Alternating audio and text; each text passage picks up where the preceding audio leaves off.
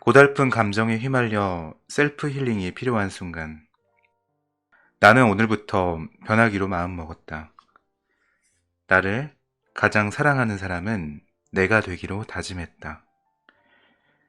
다시 태어나고 싶을 정도로 멋진 내가 되기로. 내가 나를 위로할 때, 김나희 지음 다연출판사에서 나왔습니다.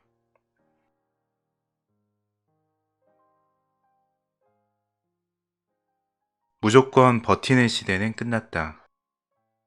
지금은 무작정 참는다고 되는 시대도 아니고, 무작정 버틴다고 잘 되는 시대도 아니다. 요령껏 이모저모 따져보고, 참는 것도 정도가 있어야 하고, 버티는 것도 한계를 두어야 한다. 소극장에서 연극을 하는 무명 배우 제이씨는 오늘도 텅 빈 객석을 바라보자니 한숨이 나온다. 연극 영화과를 졸업하고 시작한 연기 생활이 벌써 4년이 넘는다. 잘 나가는 동료들은 이미 TV 드라마 연기자나 영화 배우로 활약하는데, 자신은 여전히 관객들이 찾지도 않는 텅 빈 무대를 지키고 있다. 스타가 되는데 뼈아픈 성장통은 필수라며 잘해내리라 스스로를 위로하지만, 언제까지 이렇게 비참한 생활을 해야 할지 막막하다. 비 과장은 오늘도 상사한테 꾸지람을 들었다. 그 머리로 어떻게 입사하고 과장까지 달았는지 의문이라고 말하는 상사의 끝말이 뒷목을 뻐근하게 만든다. 뭐 하나 잘해내는 것 없이 여기 치이고 저기 치여서 회사를 제대로 다닐 수 있을지 의문이다. 스스로 괜찮은 젊은이라고 생각한 자신만의 과대평가가 와르르 무너지는 순간들을 매일 직면하고 있다.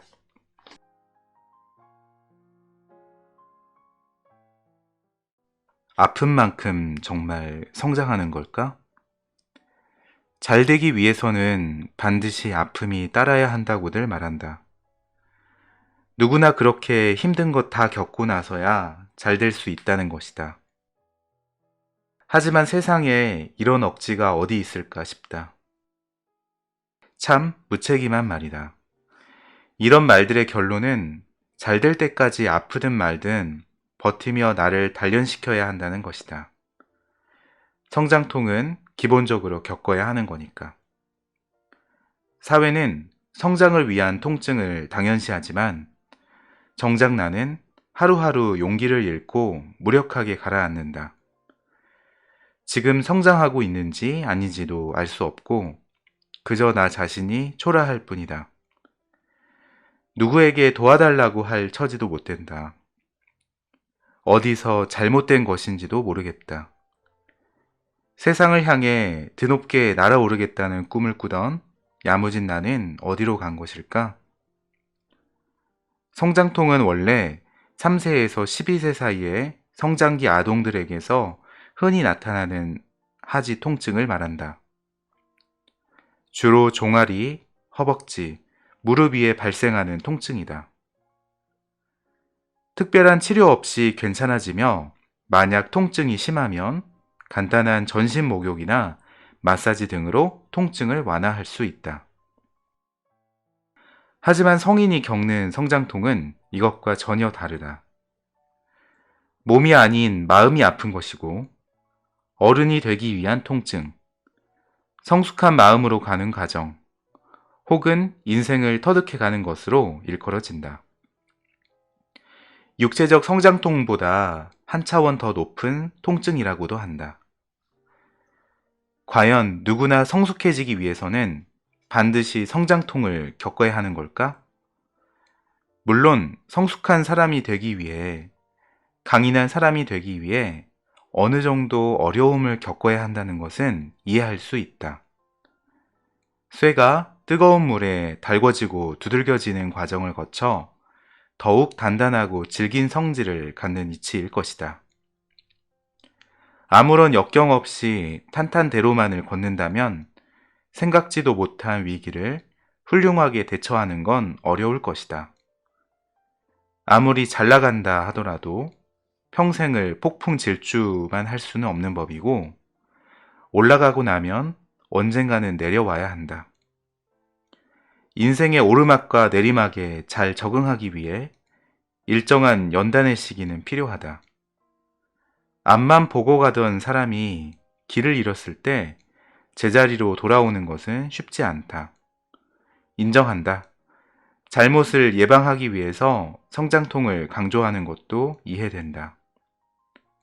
하지만 모든 사람에게 성장통이 긍정적인 결과를 가져오는 것은 아니다.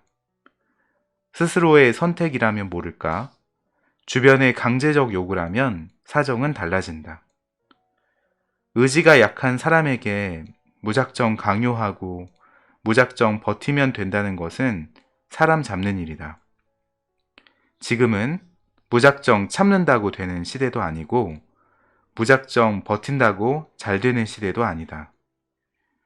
요령껏 이모저모 따져보고 참는 것도 정도가 있어야 하고 버티는 것도 한계를 두어야 한다. 너무 아프다고 소리치는데도 성장통일 뿐이라고 무시하는 것은 큰 병을 키우는 짓이다.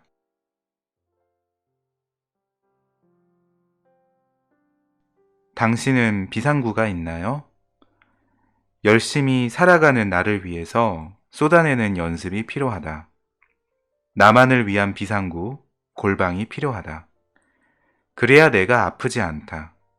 그래야 소중한 것들을 지켜낼 힘이 생긴다.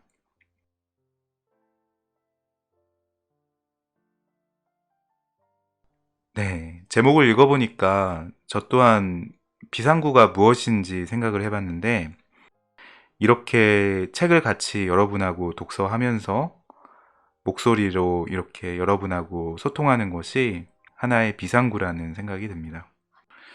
많이 스트레스가 풀리거든요. 업무 미팅차 만난 클라이언트 J 대표의 얼굴을 보고 나는 깜짝 놀랐다. 칙칙한 얼굴색, 눈 밑으로 진하게 퍼진 다크서클, 피곤에 찌들어 터져버린 입술, 벌겋게 충혈된 흰자위. 묻지 않아도 나 피곤해요. 너무 피곤해 라고 말하는 것 같았다. 사정을 물어보니 회사 업무가 너무 많아서 퇴근은 꿈도 못 꾼 채 사무실에서 숙식을 해결하고 있단다. 회사의 성패가 달린 프로젝트인지라 여유 부릴 처지도 아니란다. 아픈 데는 없냐고 물으니 푸석한 얼굴을 양손으로 부비며 팔다리는 멀쩡하지만 몸속은 망가진 것 같다고 했다. 그를 그냥 보내기가 불안했고 밥이라도 먹여야 할 것만 같았다. 속히 업무 미팅을 마치고 맛있는 밥을 먹자며 식당으로 향했다. 제이 대표는 이제 몇 년만 더 고생하면 될 것 같다고 했다. 하지만 내가 아는 한 그가 이런 생활을 한 지도 벌써 5년이 넘었다. 그 사실을 일깨워주자 그는 솔직히 이런 생활이 언제 끝낼지 저도 모르겠어요. 때로는 너무 지치고 무서워서 버텨낼 자신이 없어요. 라고 말했다. 나는 그의 마음을 어느 정도 이해할 수 있었다. 피곤할 땐 쉬는 게 답이다. 나도 10여 년이 넘는 세월을 일 중독에서 벗어나지 못한 적이 있었다. 내 이름으로 사장 명함을 쓰기 시작하면서부터였다. 환경도 열악했고 일하는 방법도 잘 몰랐지만 무작정 작은 회사 하나 달랑 차리고 시작했다. 뭐라도 될 것 같은 막연한 기대감은 자신감을 넘어 끝간데 없는 자만심으로 변하곤 했다. 무식하면 용감하다는 말에 나는 완전 공감한다. 그때 나는 정말 무섭도록 용감했다. 사업은 생각보다 쉽지 않았다. 어린 나이라 경험도 전략도 없었고 일손 부족으로 1인 5역을 거뜬히 해내야 했고 그러니 밤샘 작업을 밥 먹듯 해야 했다. 주말과 휴일, 명절에도 쉬지 못하고 부지런한 소처럼 계속 일만 했다. 누가 시켜서가 아니었다. 쌓이는 일을 처리하느라 쉬지 못했고, 일하지 않으면 불안해서 더욱 일에 몰두했을 뿐이다. 10수년간 남들 다 가는 여름 휴가 한 번 가본 적 없었다. 마치 경주마처럼 앞만 보고 달렸다. 내가 원해서였기도 하지만 달리 방법도 몰랐고, 달리다 보니 습관이 되어 계속 달렸다. 눈 뜨면 일하고 어느 순간 졸다가 다시 눈 뜨면 일하는 시기였다. 그때 알았어야 했다. 그토록 쉼 없는 전력 질주는 머지않아 슬럼프보다 더 무서운 회의감을 유발시킨다는 것을. 많은 것을 이루었지만 나의 가슴속은 속빈 대나무보다 더 텅 비어버렸다. 스스로 충분한 휴식과 여유를 가져야 빨리 지치지 않고 더 재미있게 일을 계속할 수 있다는 것을 너무 늦게 깨달았다. 바쁜 가운데 짬을 내어 영화도 보고 친구들과 어울리며 수다도 떨고 가까운 사람들과 술 한잔하며 사는 얘기를 나누었다면 어땠을까? 그랬다면 예민하고 신경질적인 성격은 많이 무디어졌을 것이고, 무엇보다 업무를 진행해 나아가는 데에서 덜 고단했을 것이다. 한참을 겪어보고 나서야, 긴 세월을 흘려보내고 나서야 깨닫게 되었다. 그때는 조금만 쉬면서 일하세요라는 말이 귀에 들리지 않았다.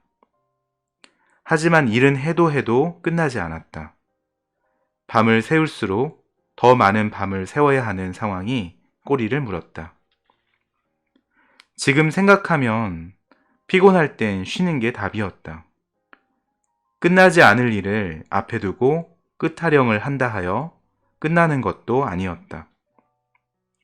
밤을 새울수록 계속 세워야 하는 일들 앞에 맥없이 휘둘리게 된다는 것, 밤 샌다고 탁월한 성과가 나오지 않는다는 것을 그때는 몰랐다. 피곤하다는 말을 입에 달고 살고 얼굴은 잿빛이 되어 다니면 누가 좋아하겠는가? 잠시 쉬었다 간다고 공든탑이 허물어지지 않는다. 1시간 더 오래 한다고 업무 성과가 탁월해지는 것도 아니다. 피곤할 때 조금 쉰다고 세상이 무너지는 것도 아니다. 오히려 피곤한 몸과 마음, 정신으로 하루하루를 꾸역꾸역 버티면 업무 능력이 저하될 뿐더러 일하는 재미도 느끼지 못한다. 가장 최악인 것은 나이보다 너무 빠르게 삶의 고단함을 느낀다는 사실이다. 또래보다 폭삭 늙어 보이는 것은 물론 한 방 제대로 터뜨리기 전에 내가 먼저 훅 갈 수도 있다.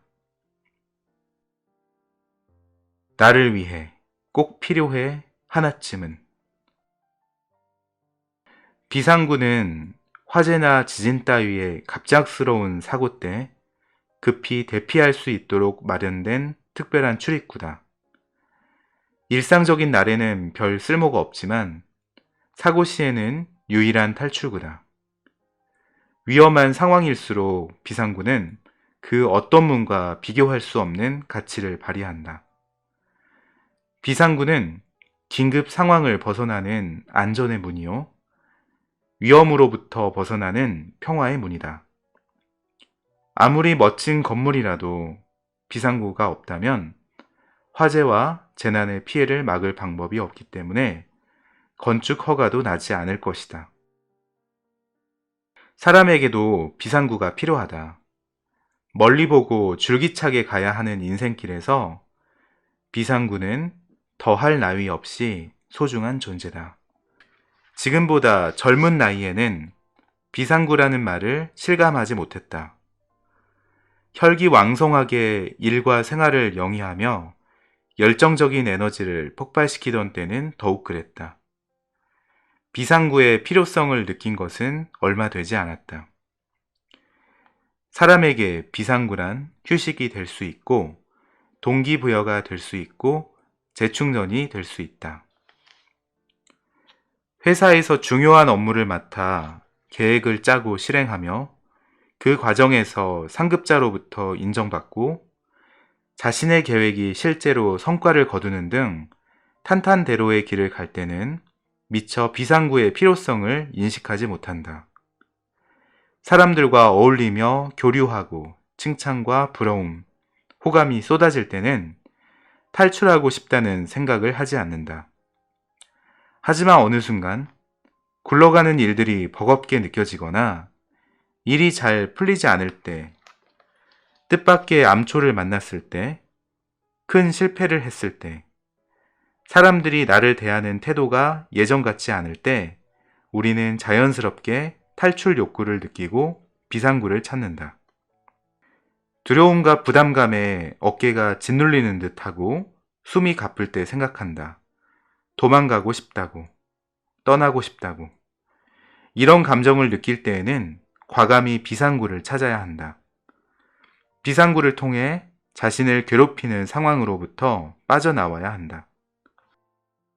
너무나 괴롭고 버거운데도 책임감 때문에 그냥 있으면 어떤 괴물을 맞닥뜨릴지 모른다. 언제까지나 참기만 하는 시대는 끝나도 벌써 끝났다. 지금은 쏟아내는 시대이다. 어금니 꽉 깨물고 참을 인자 새긴다고 문제가 해결되는 것도 아니고 서로의 마음이 이해되는 것도 아니다. 열심히 살아가는 나를 위해서 쏟아내는 연습이 필요하다. 나만을 위한 비상구, 골방이 필요하다. 그래야 내가 아프지 않다.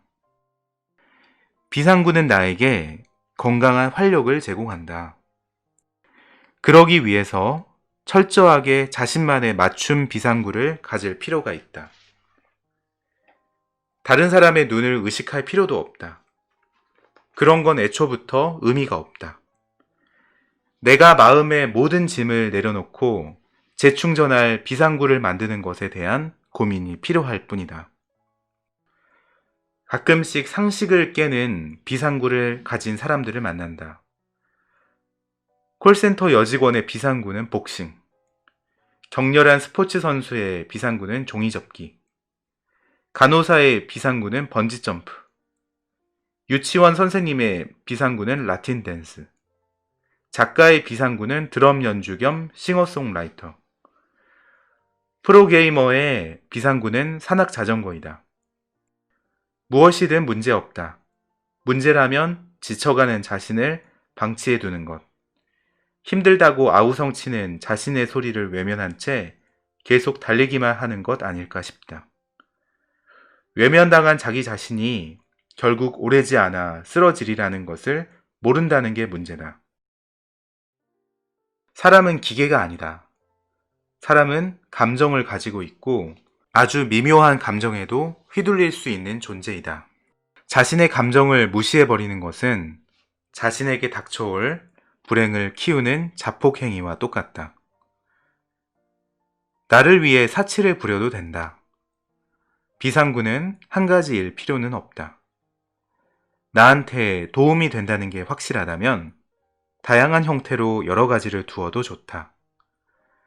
자신의 힘든 것과 고단함을 꼭 특정인에게 위로받아야 하는 법이 없는 것처럼 비상구도 마찬가지다.